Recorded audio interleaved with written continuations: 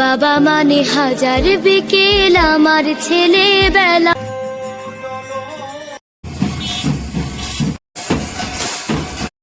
নমস্কার বন্ধুরা, তোমরা সব কেমন আছো? আশা করি ভালোই আছো। তোমাদের আশীর্বাদে আমিও ভালো আছি। তো আমি মাসির বাড়ি এসেছি। মাসির বাড়িতে কারণ দুটো অনুষ্ঠান আছে বড় বড়। প্রথম অনুষ্ঠান হচ্ছে আমার মেসোর বাৎসরিক কাজ, আর দ্বিতীয় অনুষ্ঠান হচ্ছে শ্রী শ্রী হরিচাঁদ ঠাকুরের মহা উৎসব।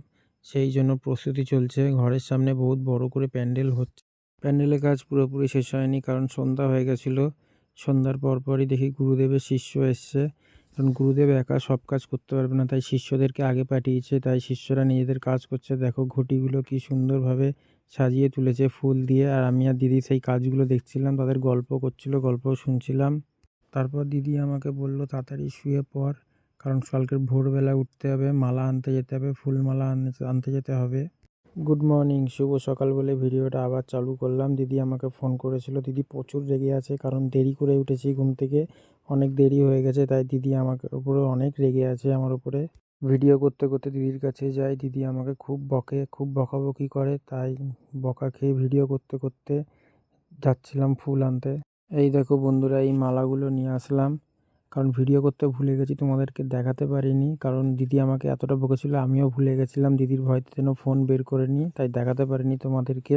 এই মালাগুলো দিয়ে মন্দিরের সামনে সাজাতে বলেছে দিদি, তাই এই মালাগুলোই মন্দিরের সামনে সাজাবো। সাজানোর পর তোমাদেরকে দেখাবো কেমন হয়েছে। তোমরা একটু কমেন্টে জানিও কেমন হয়েছে।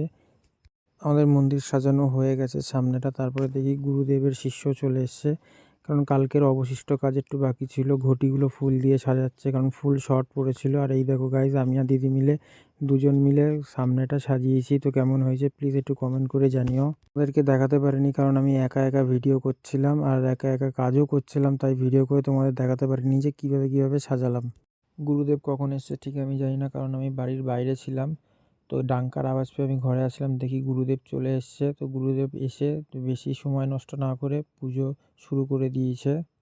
পুজো শেষ করার পর নিশানির দিকে আসলাম। এটাকে নিশান বলে, কারণ এই বাঁশের মাথাতে পতাকা লাগানো আছে শ্রী শ্রী হরিচাঁদ ঠাকুরের। আর নিচে সিঁদুর আর চন্দন দিয়ে বরণ করছে নিশানটাকে। তারপরে এক শিষ্য এসে লাল তাগা বেঁধে দিল, কারণ নিশানের এটাই প্রথম নিশান যে এটা লাল তাগা শ্রী শ্রী হরিচাঁদ ঠাকুরের নামে আছে এটা।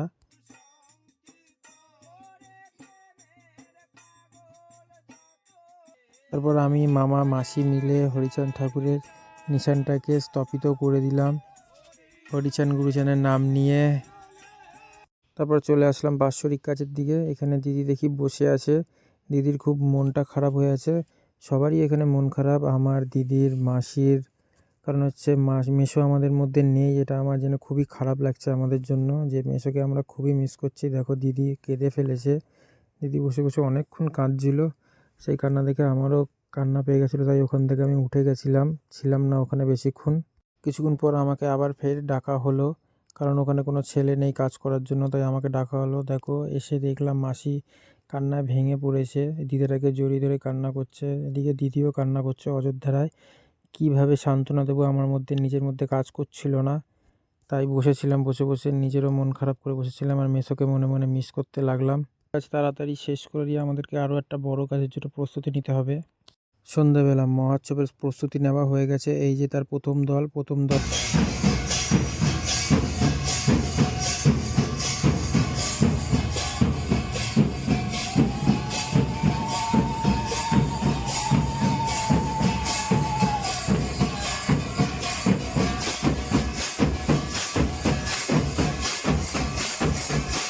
দ্বিতীয় দলকে বরণ করে নেওয়ার জন্য প্রস্তুত হয়েছে মাসি।